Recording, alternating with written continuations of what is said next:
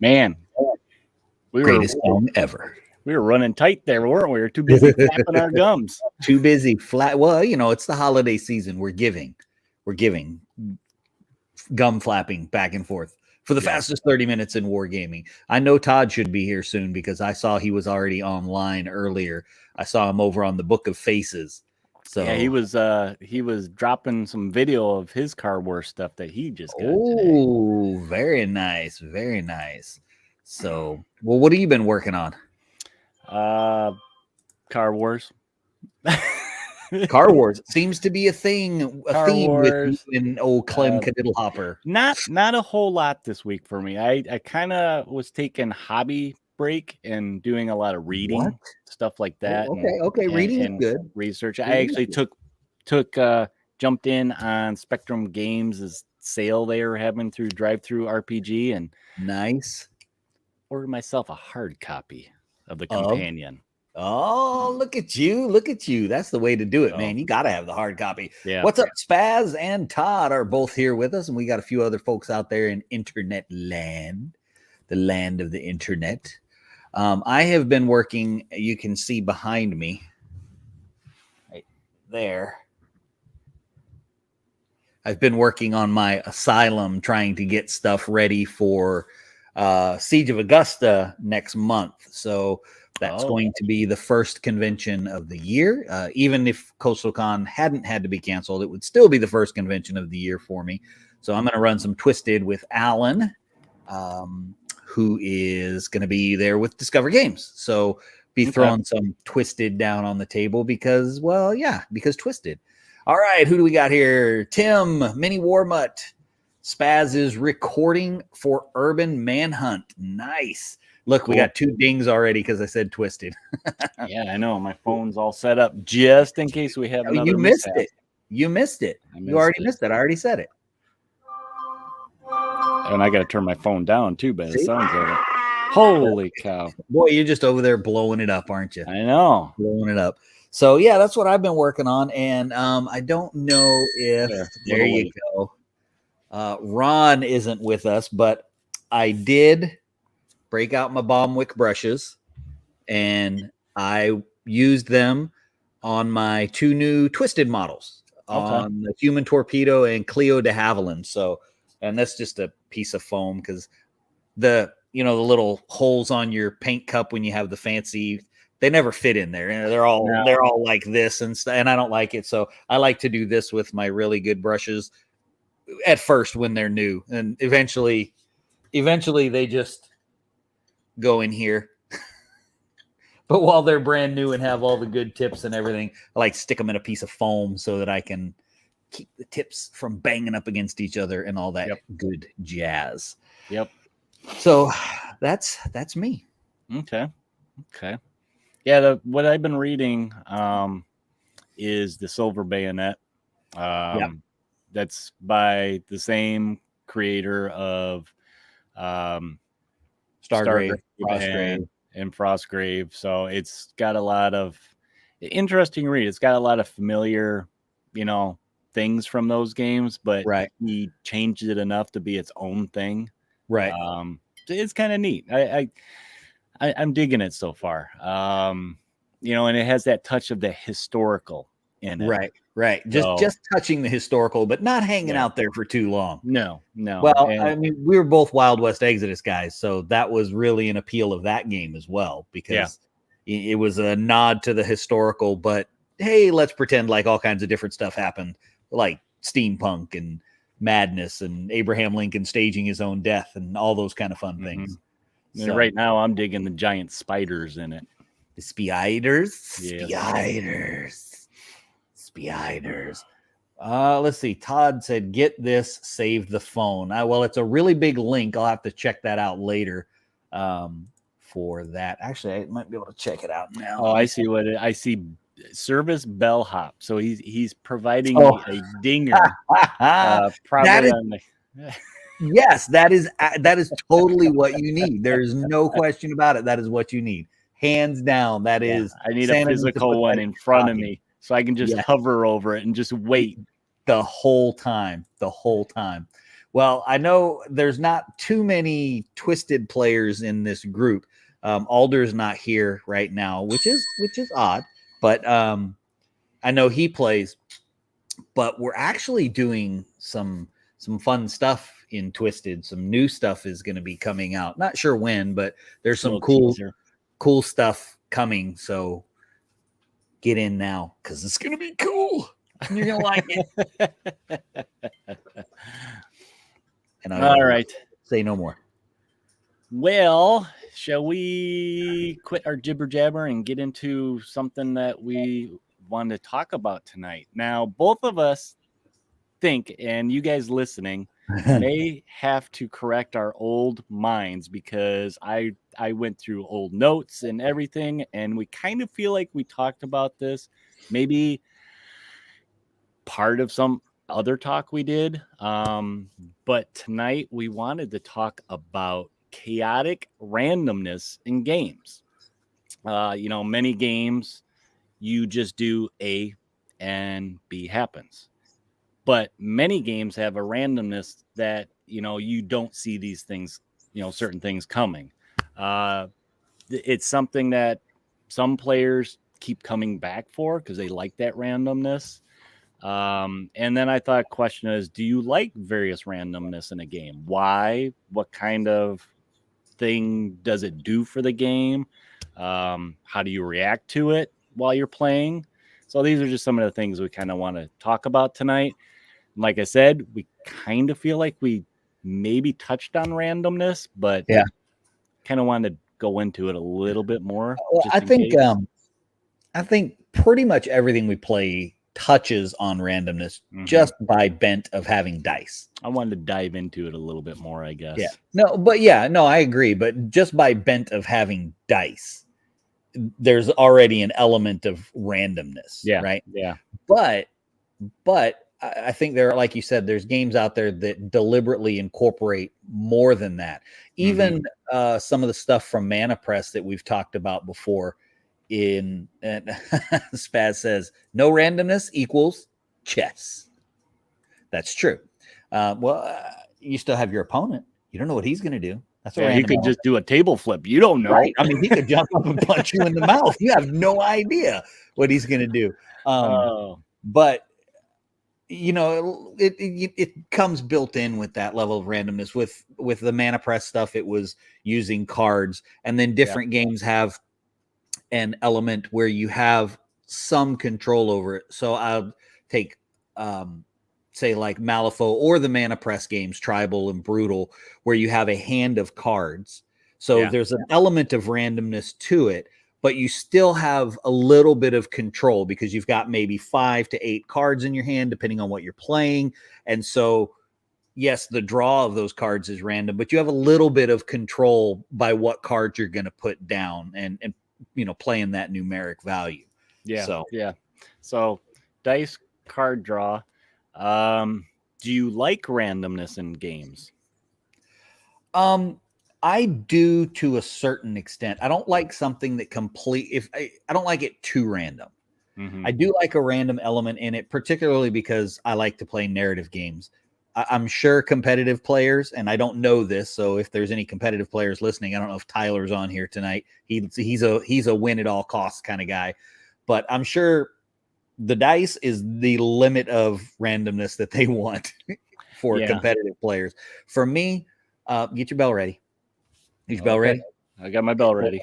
So Twisted has an additional built-in randomness, and that's the Eye of the Engine deck.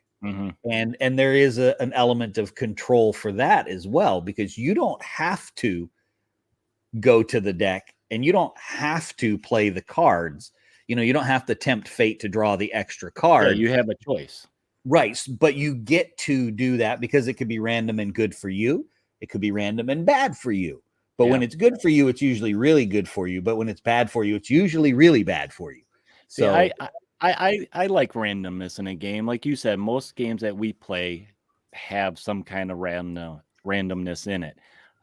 What I like about it is it's basically not the same old, You know, it gives the game a replayability, because during the game, you don't know what's going to happen. So it keeps it fresh from game to game. And like with Twisted, it does, you know, it pushes that narrative, that story forward, sometimes in directions you don't even see coming. So that's kind of what makes a game that has randomness in it exciting. You know, you mentioned cards, and the first thing that popped in my head was Dracula's America, because that's how you activate, kind of thing. You're using the cards to activate, and you know, you can try and plan for who you want to activate, but sometimes it just doesn't work out because of that card draw. And Twilight too, with the activation tokens, when you pull them from the bag, you don't know if you're activating or I am. Now, Todd mentioned Deadlands, the card mechanic, but I'm not familiar with what the Deadlands card mechanic was. I don't know what it was. We'll have to maybe jump into that a little bit. But Spaz talks also Monster Apocalypse with the dice economy mechanic. That's cool. Now, this one Mike threw up here. This is spot on, Mike. Don't Look Back, the killer. That is a huge random element in that game. And it is precisely what makes that game probably tension. It's really the only horror game I've ever played that I feel like builds that tension. I think a lot of other games, they do a good job of recreating the environment, but not necessarily the tension. And Don't Look Back, yes. He just dove into that and messaged me and said, the store's still got a copy. Here, Todd explained a little bit. So, and it's basically the theme of that whole game is, you know, it's a Weird West RPG. So to build the magic, you're building like a poker hand. So it's very thematic to, you know, your Wild West. And it's kind of cool. It is a neat element that they have in the game to just kind of, you know, to bring that theme more into light. Gotcha. Instead of just, it's a card mechanic, you know? Gotcha. Okay. I was familiar with Deadlands, but I had never actually played it. I know you got everything back there, don't you? I know. My shelf of shame is over there. It's not a shelf of shame. It's a shelf of pride. I should put it right behind me just to share all my books, because sometimes it's just about having the rule book. Sometimes I just like to read them. What can I say? Let's see. What's another game that I've done that has randomness? You know, outside of the basic mechanics of dice and cards, I don't see a whole lot of games, and you guys will have to speak otherwise if you know of them, that have an overabundance of randomness. You know what I mean? Like it seems very, I know the dice mechanics and card mechanics are important, but it seems almost peripheral for it being random. I mean, I realize the dice rolls are random. I don't know if I'm making much sense. I may be just rambling, or as Todd said, jibber jabbering, but maybe it's just because it's the norm. It's like the norm randomness in the game. I don't see a lot of stuff outside the norm randomness. There's the bolt action and the star breach and the Judge Dredd game and Twilight, where you draw out of the bag for that's random. But a lot of that stuff, you know, that like you said, that we're kind of used to, you know, we see it all the time type thing. They're very similar. You know, you can kind of pivot with it, you know, and mitigate it in the game with like in-game mechanics. So it's not usually such a big deal. And I know some people don't like any randomness because they don't feel like they're in control. Well, I think Todd spoke to that. He said War Machine and Hordes took so much random out, almost like chess. I never played either one of them. Actually, I was looking at Hordes when I first got into Wild West Exodus. That's what it was a toss-up between Malifaux, Hordes, and Wild West Exodus. Wild West Exodus won, by the way. Mike makes another good point too, is Zombicide. I didn't even think about that, Mike, but that's a really good point. The cards. Now, if you talk about randomness in like board games, pretty much that's what they're about. Unless you're playing something that's like a Euro type of game where you're just moving your guy to a place to get some resources so you can build this and that, Yeah. I like randomness. That's the fun in the game. I particularly like the randomness in Zombicide. And the reason is you can play one scenario, and this has happened to us on more than one occasion. You've got everybody on the board and you just roll through the whole scenario. Like, man, that was super easy. This game sucks. And then you do the exact same scenario and you don't even make it off the first tile. Yeah. Just because of the random way. And like you said, that really contributes to replayability for it. You can play those same scenarios in a game like Zombicide, that mutant transitional game that's not quite a board game, not quite a miniatures game. Yeah, it's an in-between. It's like Game Board Plus, but mini game light, I guess. Right. Spaz makes a really good point. Too much randomness removes player choice to the point of making it boring. Talisman. I have Talisman right over there on the shelf, and yes, so random. Everything about it is random, where you're just moving around the board hoping that you'll roll or draw the right card or find the right thing or not get jumped or land on the right this or that. That's how I kind of feel when I go to the casino with friends and stuff. I'm just like, oh, here, let me just throw all my money. Okay, I'm done. Gone. Now, Todd says he loves Talisman. Now, here's the thing. As much randomness as there is in Talisman, I do too. It's actually the first game I started playing with my little kids was Talisman. So I got a soft spot in my heart for it. My box could use a little love. It's got layers and layers of tape on it to hold it together. So. Okay, so we kind of touched on this next thing of like too much randomness because it takes your choice out of it. Right. But what else can we think of that we don't like about that chaotic nature of randomness? I mean, one of the things I thought of is how it handicaps the players. It sometimes can decide who wins and loses. You don't really have a choice in that, of regardless of what kind of strategy. And, it could be just, oh, nope. You lost 5 points. Well, stuff as random as that. A positive to that, to kind of flip that on its head, is then you have people like, I used to have a buddy of mine. He was with the RAF and he was stationed over here with the F-35 squadron, and we played 40K, and he was a list builder. I mean, that was him. If he was going to play, he was building 47 different lists. And how would you decide that? But he would crush you because he was so good at list building. He was so good at it. He really was. He was amazing at list building. So the only chance you really had against him was the random factor. That was really the only chance you had against him. So I think that can be helpful too to a person who's maybe not as proficient at doing something. Yeah. So like people that like me, that of course randomness doesn't help me either because my dice roll bad. So I'm just kind of that's why I build terrain and just set boards up and take pictures, because I lose anyway. So it's okay though.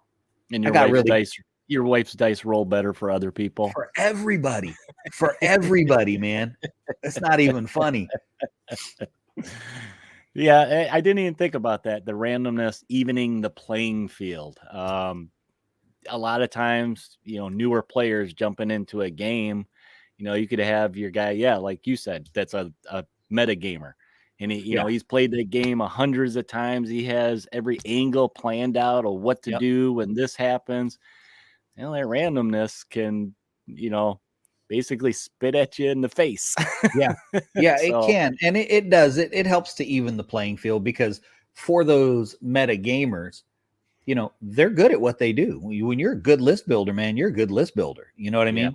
And Todd commented too. He said, dabbling players have a chance if there's enough luck involved. And that's true. Yeah. Now, in a game like 40K, if you build a doo-doo list against a really good list, he's going to have to roll really, really, really, really bad for the entire night. So, I think there you're starting to get into like the balance of the game a bit. Right. Right. Well, then we should stop talking about 40K. We're talking about that's balance. One of the things way back when we played Monster Apocalypse. That's one of the things I liked about that, is that I could play my 10-year-old son, that's how old he was when we first got into it. And, he doesn't play for strategy and all that stuff. He just wants to smash. And a lot of times he did a good job smashing dear old dad. So Right. Mike, bad dice rolling. He says he's the king of bad dice rolling. I will take you up on that. Mike. I will take that challenge. I think we may have to have a dual kingdom here. We may have to divide the kingdom because I'm pretty good at it too. I think if we ever get together at an Adepticon or something, I'm just gonna have to bring a big bucket of dice and just say, okay, you got to change those out. Here's some new ones. Right. There you go, Todd. Better lucky than good. If you're lucky, you don't have to practice. That's right. And I can't be practicing because I got models to paint. It's not my pile of shame. It's my pile of opportunity. I got a pile of opportunity to work my way through. There you go. So what else we got on here for these randomness? Yeah. Well, let's see. Did we miss any comments here? I'm going to look through the comments real quick. Well, one of the things, so I think sometimes randomness, and I want to touch on this because this is just happened to happen. So I was watching a Battle Report. I didn't make it very far into it, but they were playing Twisted, and the Eye of the Engine, which is random, the card came up, and it was like a 1 in a million. The scenario had to be just right. You had to have your people in the right position, and you had to get that card, and it was broken. So sometimes when you have randomness introduced into a game, that can happen. But see, they did exactly what you should in that situation. Gentleman's agreement. Hey, this is going to break the game. It's going to be over on the first turn. I'm just going to redraw a card. Yeah. Because it was basically a comedy of errors. The stars had to align in order for all of that stuff to fall in line for that card to have that effect to win the game potentially instantly. So that is a risk when you have randomness in games, is that you may have this situation that it was just impossible to play out in playtesting, just completely impossible. How are you going to think of that? Yeah, and a lot of times there's only so much playtesting you could do with a random game. I mean, I can't imagine the Excel sheet for keeping track of that kind of stuff. So a lot of times when these do get out into the wild, that's kind of when it runs its pace, and that 1 in a million perfect storm type of thing. And that's really the best way to handle that is the gentleman's agreement. You're like, I mean, we set the table up, we got our miniatures out, we want to play the game, just draw another card. I like to look at stuff like that with the randomness. Is okay, what is the rule of cool, and what is going to be really neat, and be like this key point in the story. We've talked about before, back in the day, playing Wild West Exodus, your hands, they do something just 1 in a million, and it's like, okay, that dude's getting a name. Absolutely, man. When my dirt farmers killed Jesse James, boom, it was a beautiful day, man. It was a beautiful day. And that's what Todd says. The home run 1,000,000 to 1 shot is the best story. And pretty much of everything I played in Wild West Exodus, and in first edition, man, we played sometimes twice a week. I had a group of 3 or 4 guys that were playing regularly with me, and we were playing constantly. And that 1 in a million is what I remember more than any other game. That 1 in a million shot is what I remember. That's what makes these games with randomness fun, whether it's dice, cards, or I mean, what else could a randomness be? I mean, well, I think the drawing for activation, and then the cards measurement if you don't have pre-measuring. Yeah, that was old 40K did that. And Wild West Exodus. Yeah, that's right. Yeah, Wild West guesstimate. Yeah, and I kind of liked that because X-Wing. There's one for randomness. There you go. Don't know. Yeah, the dial created an element of randomness, but it wasn't random on your part. No. It was you were dealing with a random element, which was really fun. And that whole the movement templates a little bit, because you kind of gotta, depends how good visually, spatially you could be. Because there's been many times when I'm like, yeah, I think I'll clear that asteroid. Nope. Yep, I didn't clear that asteroid, and that was why I liked the other games that used the flight path. You know, I liked the Dungeons and Dragons version. I liked the Star Trek version. They were all really good because they all used the flight path mechanic. Gaslands too. Yeah, very similar to that. Kind of the same thing. Kind of the same thing with that. And I see you go for rule of cool. I like rule of mass destruction. That's probably my favorite part about Gasland. That's actually a pretty good one too. Is whatever will cause maximum carnage. That's the answer to the rules inquiry. Will you blow up or take 2 damage? If you blow up, that's what happens. Yeah, Todd said Wings of War. Yeah, the flight path system is actually where that came from. Yeah, I was actually just checking out a sale on that and tripods and stuff. Oh yeah, the triplanes and tripods. Yeah. That's yeah. Go ahead, because you could use the tripods for something else. I mean, let's be honest. Well, yeah, that's true. That is true. You could see multitasking your miniatures is an important thing to do. The sale just wasn't good enough for me, though. Wasn't quite good enough. Not quite good enough. They don't have a lot of releases on the planes. There's still a lot of planes that aren't out, and so that can be a struggle sometimes. They have some great stuff out, but there's still stuff people, especially in World War II, people, I don't know how long they've been waiting for the P-38 Lightning. Yeah. Well, that's when you're starting to get into the historical crowd, right? Yes. Yeah, that one's historical and hysterical sometimes. because you're dealing with that randomness of the other person. It's really hilarious talking about that randomness. Same thing in X-Wing and the other flight path systems is you're coming at each other to blast each other, and then you both go like this. Like, what just happened? We're not even going to be close to each other now. So just that randomness. And I guess that, like we said, that's an interesting perspective on the randomness, because there's no randomness on your side except the dice. It's just dealing with that. Yeah. So that's a little different. Hey, look, there's my kid right there. Mando! One of them. He hates being live. Look. Boop.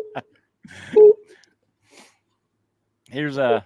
I like this little story Mike's talking about. He played Sigmar games where the objectives appeared at random spots on the table. Man, how do you can't prepare for that unless you just stay in the middle of the board. He said that they were fun though, as well as it made you think differently about your strategy. Right. It's not like your basic strategy.